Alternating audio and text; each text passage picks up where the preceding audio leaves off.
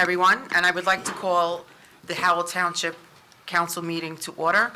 It is March 15th, and it is 6:59 PM.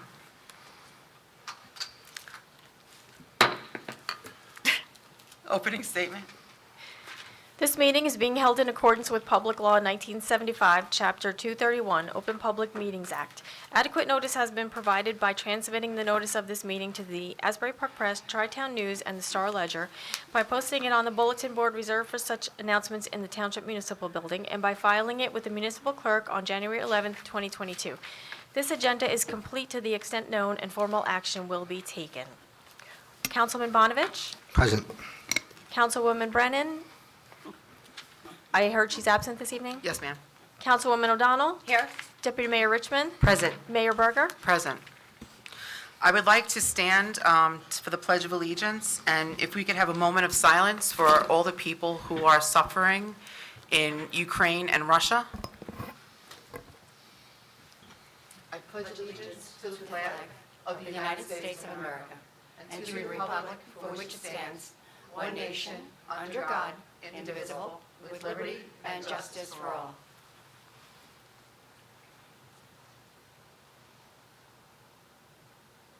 Thank you.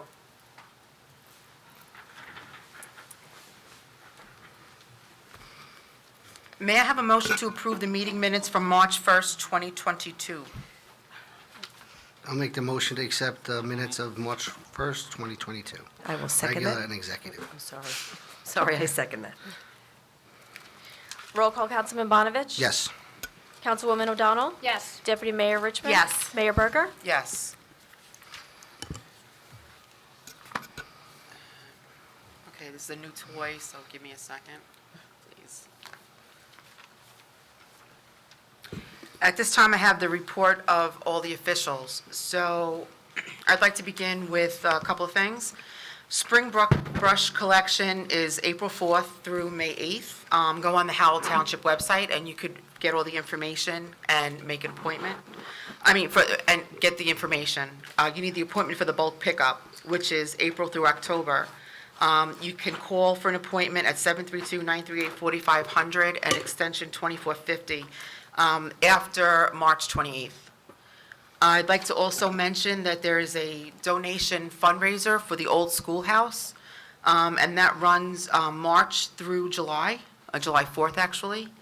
You can donate anything that you like, but if you donate $250 or more, then your name or your business's name will be placed on a plaque for recognition.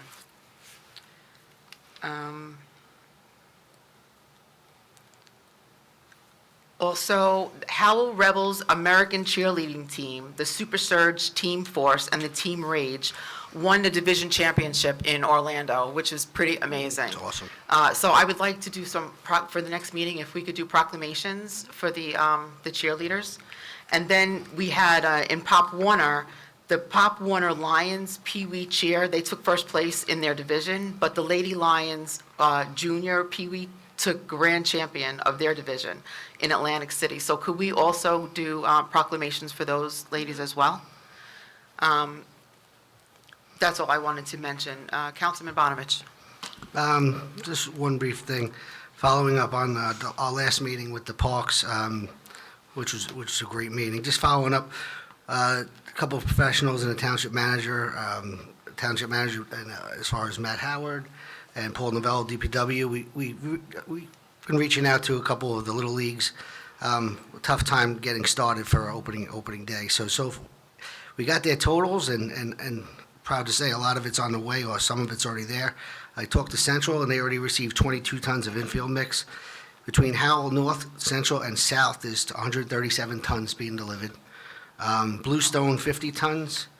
And stone dust, 200 tons, and clay, just for the south, they're going to get one load. But also, Central requested, they want to kind of level out their outfields, but that's for a fall project for topsoil, because they can't seed it in time. So just want to follow up with that I know there was some other leagues here and some other groups here that were saying, what about me? But we are doing a little bit of something for everyone, so that will continue. Excellent, thank you. Councilwoman O'Donnell? Thank you. A couple of things, just a reminder that Easter in the Park, of course, is April 2nd. All the information, again, is on our website, so parents, let's make sure you get your children there. It's a lovely event. Secondly, we have the Community Clean Project, and also with Earth Day on April 9th. And groups and/or citizens can register for this event by calling, the 938-4500 number. The extension is 3125. No, the Clean Communities, yeah, the department. And speak to Mrs. Dunworthy. Also, something very important, near and dear to all of our hearts, I'm sure, we are preserving 26 acres on Five Points Road in conjunction with the county, the state, and of course, Howell Township, and we are required to contribute the least amount of money, which is very nice. So I'd like to thank Justin Yost, Matt Howard, and as well as the Preservation Task Force. And this is one of the things that's been on the list for over actually this one I believe has been on for 3 years. We have like 7 or 8 other names on our list that we've been working on. Unfortunately, these projects can take 18 months up to 3 years to bring to a fruition. But once again, our employees and our Preservation Task Force has stepped up, followed it through, and we have another preserved property in Howell. So thank you to our administration. And I will admit I'm part of the Preservation Task Force and very proud of the amount of property we're able to preserve with the money. So thank you very much. Thank you. Deputy Mayor? I have a few things. Farmers Market is getting ready to start. I'm glad that we're able to work with some of the residents and vendors, getting that all done. I know Joe Clark and Joan Osborne's here, so I know you've been working out some details. If you want to touch base on that, I'm not quite sure of a start time, but I know there was something put out to start reaching out for vendors and stuff. So, Mr. Clark. Sure. I will tell you, I am sort of the liaison, but the real work is done by Joan, Ms. yeah. Osborne and Yes, thank Ms. you. Toomey. So the market wouldn't exist without their efforts, and they've done a great job. We do have some additional lease documents to sign this year, re-upping for Soldier Memorial for the special events, and then for the Route 9 site right here. So I'll get those. I think we finalized them. I'll get them over so we can get them signed, and market will be official again this year. And, I'll have Joan, if she wants to come up and sort of give us the start dates and all that this year, we'll hear from her. Great. And again, that information's on their web. They have a Facebook page and our Facebook page and everything like that. Also, summer camp registration, finally, we're going to be able to do that. I'm pretty sure at 100% capacity. Stephen Fetcher is starting that. Our early registration is April 4th to the 29th, and then regular registration, but that also is on the website. There is something happening through our municipal alliance with Krista Riddle with Hidden in Plain Sight. It's a virtual drug awareness program, and that will be on March 22nd. I think that's very important that we get that information out there and everybody try to take the time to see what's happening with our children and mental health and drug awareness. I want to ask Mr. Howard, because it did come up, I don't know if anybody here saw it, but that we have a demolition program, which I don't think many of the residents are aware when we have dilapidated properties, and we can't we can't make a decision on the property, or they're not keeping it up to par, paying property taxes. So for those of you who do not know, we do have a demolition program that Matt Howard and his department work on. And if you would like, Mr. Howard, could you give the residents an update on what it is and what you've done up to this part? Sure. Thank you. So in 2018, we started a program, Mr. Clark and myself started reviewing our ordinances. We have an abandoned property ordinance. It's a little clunky. It follows the state law, and it ultimately can create a registry, but it ultimately, once you add a property onto the registry, it stays there. There's some additional opportunities for a third party to come in, take ownership, or potentially do cleanup. A lot of it is going into court, and it's rather cumbersome. We looked into, with our outside counsel too, we looked into other options to take more immediate action on some of these properties. And one of them was through our housing code and through our unsafe building code. Through those, the construction official or their designee has the authority to issue a structure completely uninhabitable, unsafe to the public, and under those ordinances, we can, without going into court, do a public hearing and give them notice and then eventually give them the opportunity to either remediate, rehabilitate, or demolish the structure. After so long, if they don't do that, we have the authority to go in, demolish the structure either ourselves or to hire out to do it, and then to put a lien on the property. It's a rather sensitive subject. Not all of these properties are truly abandoned with somebody from out of state. Sometimes it's people who've fallen on hard times. A lot of the time, they're still paying the taxes because they're trying to keep the property in their ownership. So it's not always something we want to come out and say, hey, we're knocking down houses. But in the last 3 years, we've had 5 properties noticed. We are on our 4th and 5th demolition. Once we sent out the notices, the owner demolished. They said, oh, you're serious about it. We don't want to lien. You guys do it. Second one was rehabilitated. It was sold on for market value, and that was a success. That was also in response to our letter. The third one, we demolished. We did one in Ramtown, December 2020. It was a long-standing issue, a lot of code violations. The owner was not even responding to summonses in court. Court has no recourse, so ultimately we had no way of even getting the grass mowed. We went in, we did the demolition. The next month, the bank posted the repayment of the lien, and it cost the taxpayers nothing to do that work. That's great. We are on our 4th and 5th project, which we just got word from those owners. They are looking to do the demolition themselves instead of having the township do it for extra cost. That could be done within the next 60 days on both properties. One of them I want to talk about specifically. It's on Burgerville Road. It's 2 houses on the south side adjacent to Point of Woods. We've gotten several complaints in the past about those structures. That's one of those that should be demolished. There's also a whole nother set of issue on the north side of that road. There's about 10 to 15 bungalows, an old hoarding situation, several other structures, and they're all dilapidated, falling down. They meet the criteria, there's no question. They meet the criteria for demolition. I had DPW come out with me. We took a look at the properties. We estimate it's anywhere from $100 to $150 to $200,000 worth of demolition, because every single structure built pre-1950, asbestos, lead paint, underground tanks, and we're on the bank of the Manasquan River, in the riparian buffer of a Category 1 stream. We could do it. It would cost, I would have to budget $200,000 to do it. Right now, we budget, through our annual budget, $40,000. That allows us to do 1 to 2 of the smaller, the other projects that we've done every year. If we wanted to look at that property, not only are we expending $200,000 potentially, the likelihood of that lien getting repaid is very low.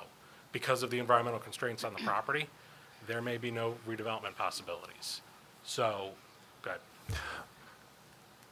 Just to echo what he's saying, I mean, it's a very difficult situation, so we are, and I'm not going to go into too much detail because we're just exploring it, but we're looking at recourse under some of the environmental rights statutes in New Jersey and whether or not they give us the ability to work forward and put it on the owners to clean up the sites.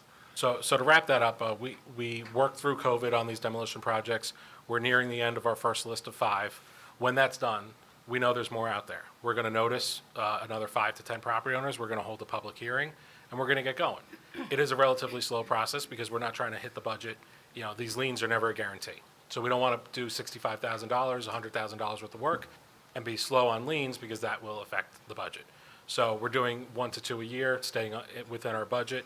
The second part of this is the state just passed another law about vacant and abandoned commercial and residential properties. That's great. We are drafting an ordinance as we speak that we should have in front of you in the next month or two. It's has more teeth than our existing abandoned property ordinance. It creates a registry and additional fines, additional costs, and we'll be able to track, monitor, and hopefully incentivize the property owners into doing work. And it's for residential and commercial, which is a broader scope of than what our ordinance is now. So we are aware of it. We know these properties exist. We do not ignore them. A boarded up property, though, is a boarded up property. There's nothing, if they're mowing the grass and it's boarded up, doesn't necessarily mean it needs to be demolished. People would want it that way. Does not mean that we have the right to do that unless it's falling down. But we are aware of it, and we're looking at some other ways to get the problem under control and do what we can. Nice. That's a pretty good program, Absolutely. right? I Can love I- it. can I I'm ask a sorry, I have question one on more that? thing. Go ahead, Councilman. Yeah. I remember that, the 40 grand, we had the conversation, and I didn't think it was enough at the time, but you said, we recoup it, but I understand with the loans, the liens and all that, and if you get them back, you don't. In 2021, actually, last year's budget was 40. I know it's not a budget meeting, but what did you allocate so far this year? Did you? It's 40,000 again. It All is in the right, so budget, I yes. would advise, I would say we should do triple that for 120. I really do. Because it's terrible driving down Burgerville Road. I mean, there's graffiti on all those bungalows. It's disgusting. A budget like that, we could go and get an honest price for the demolition of that specific property or 4 to 5 others, and we can, potentially work it into that, yeah. All right, something to discuss then. Yeah, absolutely, absolutely. But you can, I'm sorry, may I? You'll speak to, I guess, Mr. Palazzo and see what possibilities there are in terms of changing that amount. I do have a question, specifically with the property that has the asbestos, the lead paint. If the homeowner or the owner of that property chose to rebuild something, and, there's those technical rules, you leave a wall up or something, they then would have to dispose of all of those things that are carcinogenic. It would cost them a fortune, correct? Correct, and that's where that cost for the demo comes in. Anybody could take a bulldozer and have a ball. Oh, yeah. But if that, Not with the it's Manasquan, the tipping yeah. costs on the removal and disposal legally are enormous when lead-based paint and asbestos are involved. So the likelihood of anyone ever taking on that kind of a financial burden to rebuild on an undersized lot on the abutment of the Manasquan is It's slim unlikely. to If we none. put a lien on in the 6 figures, who knows? But my guess is Never see it it. never gets paid back. It sits Yeah. there, even for tax sale purposes. I don't necessarily think anybody who does their due diligence is going to want a piece of property like that. And we're going to be left holding, putting the money out, and the structures will be gone, but that'll be it. Well, it's good that you're able to explain this, because I think sometimes public doesn't understand the conundrum that we have with demolition of properties that appear to be abandoned, and in many cases, property taxes are paid in full, so, it's another level of an And issue. I So- want to be clear, it's the worst of the worst properties for the demolition. We're picking the ones I with the do hole know in the that, roof, they're yes. falling down. Just a boarded up house, unfortunately, that's what DPW and that's what we do if the house is abandoned, just to prevent access and illegal entry. And that's how it can and would stay. And I get that from the residents, if you live next to that, you don't want to see that. But it does not mean that's maybe a candidate for demolition. It's quite an issue, Mr. Howard. I appreciate all the time you put into it. Yeah. Thank you. A good program. I'm glad someone else brought it to our attention, so I'm glad we're able to at least address that. One more final thing. I wanted to make mention that we have a 2-time state champion. This is usually Councilman Russo's forte, but the wrestlers. So Hunter Mays, he's a Howell senior. He is a 2-time state championship, so just like the mayor with the cheerleaders, I would like to bring him in and give him a proclamation, because there's nobody ever in the history of Howell wrestling that has been a 2-time state champion. I was there. I saw him wrestle. He's pretty good. He's going to do some good things. So Hunter, if you're watching, we'd love to have you in and give you a proclamation. So, and congratulations to the whole wrestling team. They had about 7 or 8 boys that went to the States in Atlantic City, and it was amazing. It was amazing. It was great performances. So, good things to come. Would we be looking at these proclamations at one meeting? Maybe. Yes. The sports meeting? Oh, Maybe okay. So the next meeting it'll in be a April. a sports bonanza. That's Yeah. good. Good. That's All right, that's it for me, Mayor. Thank you. Thank you. Mr. Clark? So quickly, DPW still filling potholes out there, doing a great job as always. With regard to the demolition program, Mr. Howard was being a little modest. It was his idea. It's a real success, and it is something that's really getting results. So it's a great program. And then in terms of, I just wanted to, last meeting was so good, I didn't really want to go into a lot of detail about stuff, but there were some questions about how parks get picked for improvement, and, we're favoring one league over another. And I just wanted to make clear for the record for everybody, we don't favor any particular league over the other. All of these parks are encumbered by Green Acres, so everything's for the public good. It's the leagues benefit because we have lease agreements with them, but everything that gets done is done for everybody in Howell, not a particular sports league. And so that's kind of how we determine what's going to happen and what gets done in any particular place and at any particular time. So, All said. Thank you. Mr. Howard? Nothing further. Thank you. Thank you. Okay, at this time, I would like to open up the floor for public hearing. May I have a motion to open the floor? I'll make a motion to open to public. And may I have a second? Second. Thank you. Is there a list? Matt? No? Okay.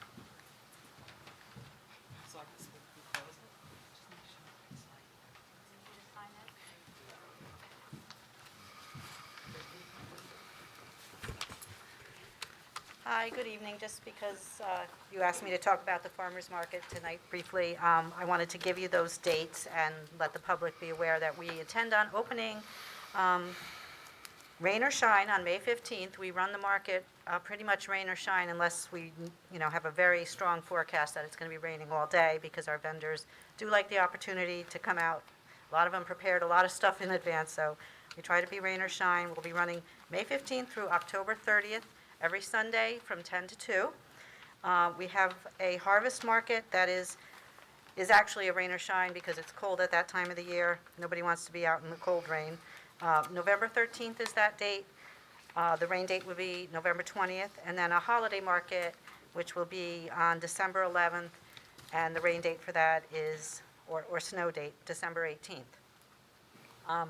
We are looking for volunteers from the high school. We've been lucky because I had a niece who has been in the high school that she's helped out and brought her friends along for the last 3 or 4 years. For the last few months of the market. And they can use that as a community service if they're in the National Honor Society or need it for any other reason. So if anyone knows any high school-aged volunteers, they usually help us set up, and they help us close down, and they help us run people to the bathroom as needed. We also need adults who would be willing to help staff the market on Sundays, or help with the organization of the market with there's a lot of paperwork. And just, we're taking applications now for vendors. We're looking for more people who are involved in Howell Township in making their own handcrafts, people who sew things that are personalized. We have knitters, we have people who do woodwork, we have people who do candles and soaps. We've got a lot of different vendors. We also have people who are baking.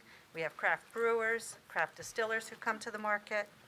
So we expect it to be another good year, and I have a question. So we do have food that's made and then and brought there, Yes, and we do have vendors that come in that have a store and then bring the food that they have at the store, like I think the Italian guy that usually is at the end. yeah, he's So- not with us this year. Oh, okay. But we do have others that have stores, and they make soups and different products. So we've gotten a few different vendors who basically replace what he had been bringing. I guess my question was, are you opening up the vendors to people maybe that own a store or a web-based business, No, that would be more, I mean, like a if- home-based business that's not a homemade thing? yeah, generally it has to have some aspect of it that's handcrafted. Okay, It can't just be like the Avon lady wants to sell at our market. okay, That sort of thing. okay, We're trying to keep it to that at this point. okay. Okay? Thank you. Thank you. Is there anyone else that wants to come up? I will close the portion of public hearing. May I have a I motion? will make a motion to close. A second? All in favor? Aye. Aye. Next, we should be voting on the consent agenda items. May I have a motion to approve the consent agenda consisting of resolutions 22-121 through 22-134? I'll make the motion for Resolution 22-121 through our Resolution 22-134. May I have a second? I'll second. Thank you. Roll call, Councilman Bonovich? Yes. Councilwoman O'Donnell? Yes. Deputy Mayor Richmond? Yes. Mayor Berger? Yes. Resolution R22-135, resolution authorizing the execution and delivery of loan agreements to be executed by the Township of Howell in the County of Monmouth, New Jersey, and each of the New Jersey Infrastructure Bank and the State of New Jersey, acting by and through the Department of Environmental Protection, and further authorizing the execution and delivery of an escrow account, all pursuant to the state fiscal year 2022 New Jersey Water Bank. May I have a motion to approve Resolution 22-135? I'll make a motion to approve R22-135. May I have a second? I'll second. Roll call, Councilman Bonavich? Yes. Councilwoman O'Donnell? Yes. Deputy Mayor Richmond? Yes. Mayor Berger? Yes. Resolution R22-136, resolution determining the form and other details of not exceeding a 12,076,776.00 general obligation bond series 2022 of the Howell Township in the County of Monmouth, New Jersey, and providing for their sale to the New Jersey Infrastructure Bank and the State of New Jersey pursuant to the state fiscal year 2022. 2022 New Jersey Water Bank. My God, that's a lot of words. May I have a motion to approve Resolution R22-136?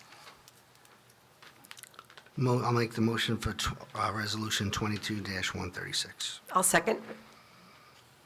Roll call, Councilman Bonavich? Yes. Councilwoman O'Donnell? Yes. Deputy Mayor Richmond? Yes. Mayor Berger? Yes. Unfinished business. Ms. Sirani, will you please read the title? Ordinance O-22-6, an ordinance amending Chapter 188 Land Use, Article 1, Title, Purpose, Definitions, Section 4, entitled Definitions and Rules of General Applicability of the Revised General Ordinances of the Township of Howell. Please read the statement. Did you want to open to, for Yes. public comment? Yes. I'm sorry. We're going to open up to public comment. Does anybody want to come up to talk about 22-6?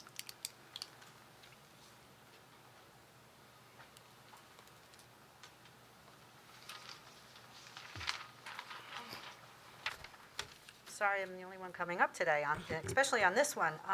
Hopefully, some other people have some interest in it, but I had questions about it as to whether what is the intent with this definitional change? Or what's the next step after that?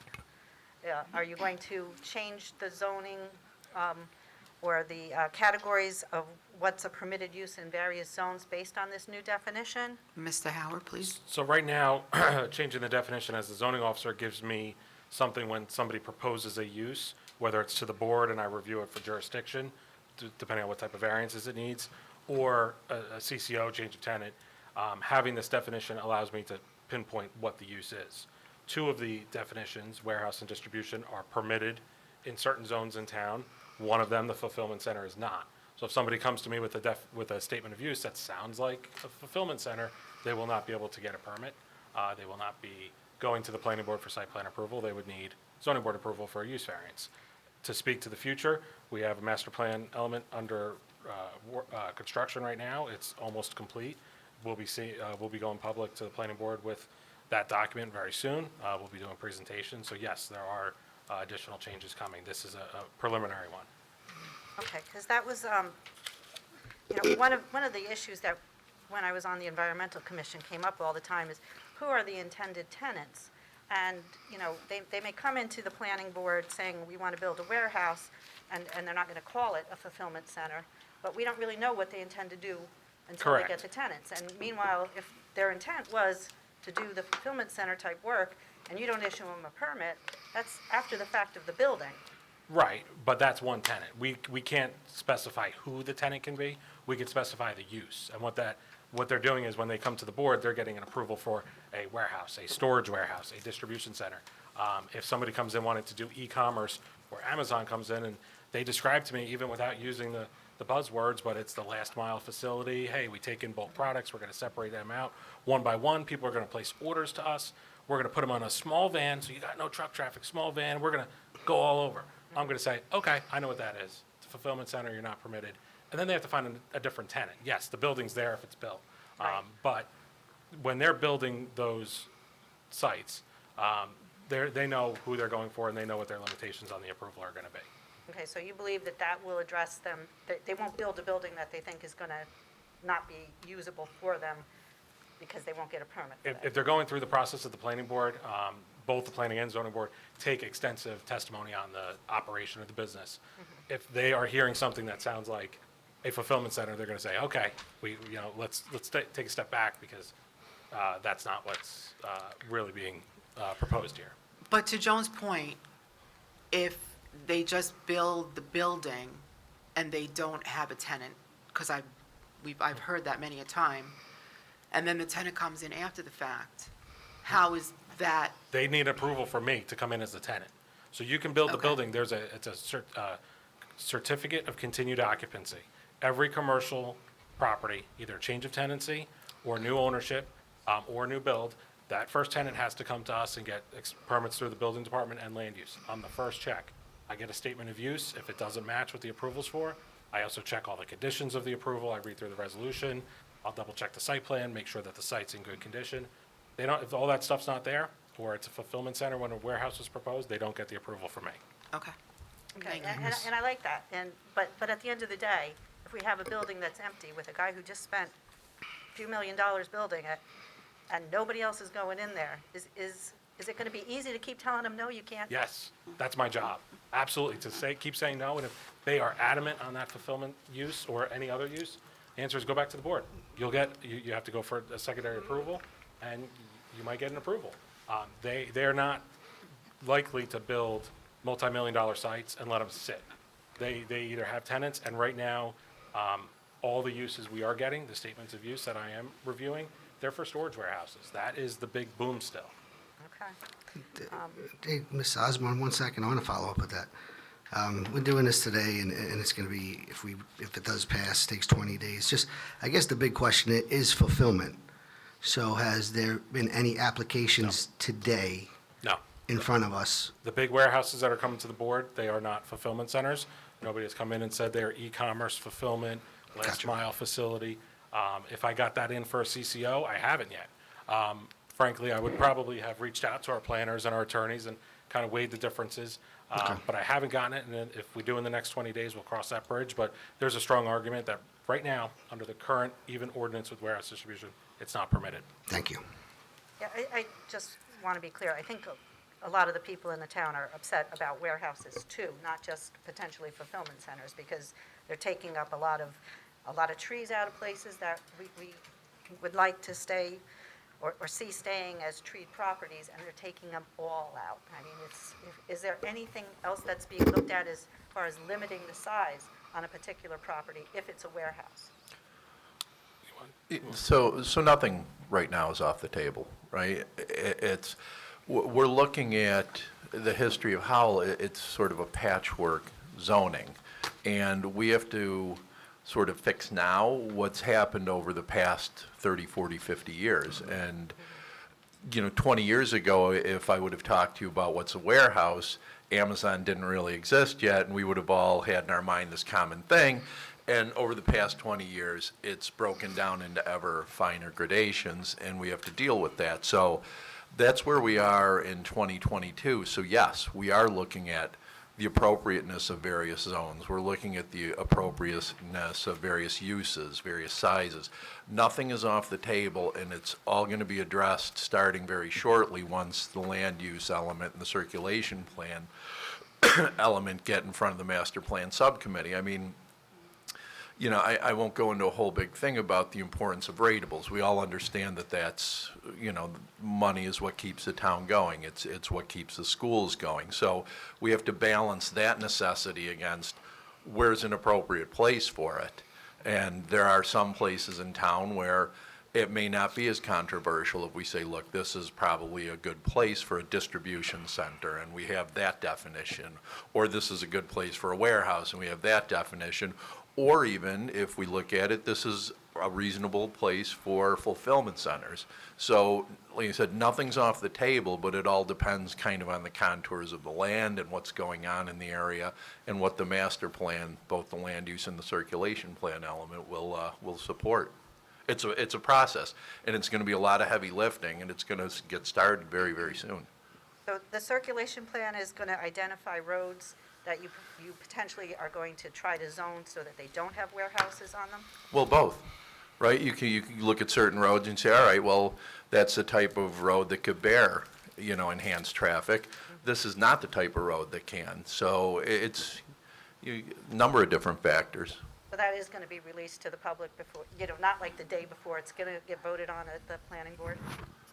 Yeah, I'm not sure what the exact process will be, but none of this is secret, none of it should be secret. I think it's important. Obviously, the public input's very important. We see what's happened here over the past few years, and again, I think it's important that everybody have a discussion frankly, about what the appropriate uses are in town, what's going to preserve the rural character in places where it makes sense to put more commercial or industrial type uses, what's going to drive ratables so that everybody's taxes stay at a reasonable level. So it is a big process, and the longer we ignore it, the worse it's going to get, because like I said, we have sort of a history of patchwork zoning here that needs to be overcome.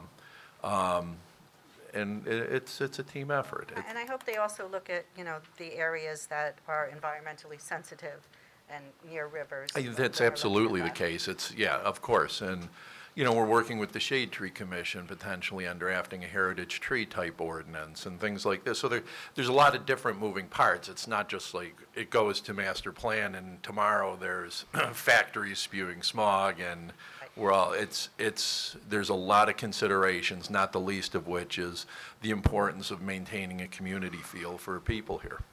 Right, and with regard to the shade tree that you mentioned, if you could look, I know that, they have been looking at different ordinances to increase the price, but maybe, an ordinance that is specific to clear cutting over so many acres, then increase the price, something of that nature, so it's not applicable to everyone, but Well, so you're identifying, it's like a ripple, right? We drop it in on warehousing, and then all of a sudden, we're at clear cutting, and so there's a lot of different ordinances I would watch for to be changed over the next several months. Okay, great. All right, thank you.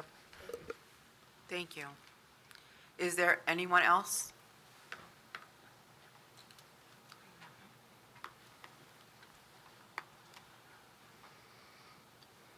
Good evening, everyone. Mark Parisi, 2 Castle Court. I just want to applaud the planning board and the council for defining these warehouses. I think it's long overdue. I said so on social media. I appreciate all the feedback that Mr. Howard and Mr. Clark provided about it. It was very informative. And Joan, thanks for asking those questions. You kind of hit on a lot of things that I was going to bring up. My concern is that, this was something that really came up during the Monmouth Commerce Center, because I think a lot of us, sat in on that and listened to that lengthy application. And, I recall that, during that application, there was some discussion about, what is the difference in a warehouse and a distribution facility and fulfillment, because we wanted to know what was going in there, you know what I mean? There was that was a meaty application. So, now we're defining it now, and as I listened to what everyone was saying, it just occurs to me that, do we have any zones that allow fulfillment centers? I don't believe we do. No, we don't. It's not a defined use prior, and right now, with the way that we're defining it, and it's not listed under any zone, it's not permitted. Okay. Because I'm thinking, if I'm, a wealthy developer and I come to Howell and I have a piece of property and I'm saying, okay, they don't allow fulfillment centers in this particular zone that I own property on, but they define what fulfillment centers is. Are we, could we find ourselves open to litigation that it's I want to build a fulfillment center, you define it, but you don't have any zones that allow it. Why are you defining it if you're not allowing it? So I'm no lawyer, and I'll let Joe speak to that, Mr. Clark speak to that. Defining something does not put any onus on having to put it somewhere. You Okay. can have a definition for this exact purpose to separate it out from other similar definitions. It is only a definition for clarity's sake. We have a lot of terms defined in 188-4 of a variety of things, and not all of them are specific uses that are in our tables. And for that exact purpose, for the zoning officer, I love clarity. I like black and white. I don't like gray. It helps me. But there's no onus to have to zone it. Okay. That's exactly right. So the general principle in zoning is if it's not permitted, it's prohibited. So we're not permitting it, it's prohibited, I'll litigate it. And- I mean, if anybody wants to, I'm sure we may. I mean, we always face it, right? Somebody can come in, they can go in for a variance and say, well, we want to put in this type of use. Right. It gets denied, they can challenge that in court. So we're always open to litigation. And But Mr. Clark had said, if it's not permitted, it's prohibited. Also, if it's not listed, it's not permitted. That goes for anything. So, again, we have 55, 60 uses listed. Circus isn't one of them. Circus isn't permitted. Yeah, I mean, just with the e-commerce thing, I think we all know that, like, I was watching this video on NJ Spotlight the other day, and it's like, their goal is to obviously be as close to the end user as possible, and that is a fulfillment center. Like you were saying, you place an order, throw it in a van, and you try to drive it as close, be within miles of where your delivery point is. So, like, I just think that, as all of this continues to grow, that we're probably going to see, people that want to build fulfillment centers here in Howell, and I'm glad that you have a game plan that, if you need to litigate it, you litigate it. yeah, I guarantee people are going to want fulfillment centers in Howell and Freehold, wherever, right? Because it's the thing, especially with gas prices rising. The closer you can get to your end user, the better off you are. And again, that's part of the process, right? So we're going through the master plan, and we're going through the land use and the circulation plan. And it may end up being the case that in a part of town, a fulfillment center may make sense, right? It may be a decent use. They tend to be pretty good ratables, and you sit on the school boards, you know how important property tax levy is, and it's something that we at least owe it to ourselves as a town to look at. Does it belong in the middle of Bear Swamp? No, but maybe there is a part of town where it does, and that's kind of why we're starting the process now. Okay, all right. Thank you, everyone. Thank you. Thank you. And interesting also that part of the circulation plan that we've talked about is going to give information that will be useful in all the other decisions that come. This is sort of a domino. So this is part one and so forth. And while we tried to do the circulation plan, I do recall a lot of public pushback because they were afraid of other things. So you can see that sometimes good intentions are hard to get out there to the public, but this is something that I think is the circulation plan will feed into very good things for how we will be able to find better places for things. And I think that the definition just cleans up a lot of the language. But as you see, sometimes pushback comes because, well, whatever the reason, maybe the public doesn't understand something, or they've been misinformed, or maybe someone has told them something that's not true. But circulation plan will be an enormous part of us planning properly. So we are moving in the right direction. Is there anyone from the public that wants to come up? I'll take a motion to close this portion. Motion to close? I second. Thank you. All in favor? Aye. Aye.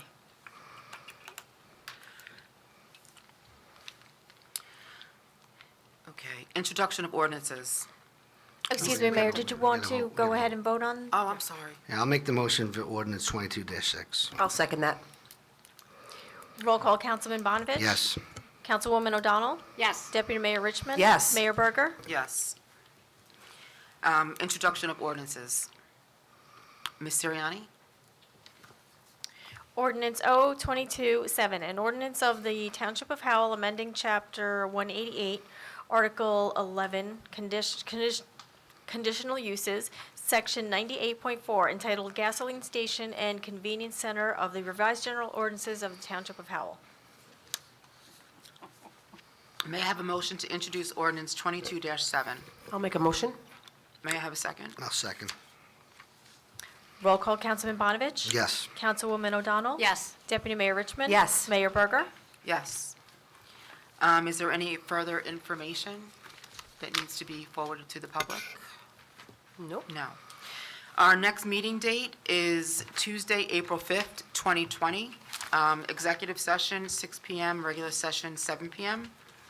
Seeing no further business, may I have a motion to close? I'll make a Motion. motion to close. Second. All in favor? Aye. Aye. Have a great evening, everyone. Have a great evening. Have a good night. It is 7:44, and we are closing the meeting.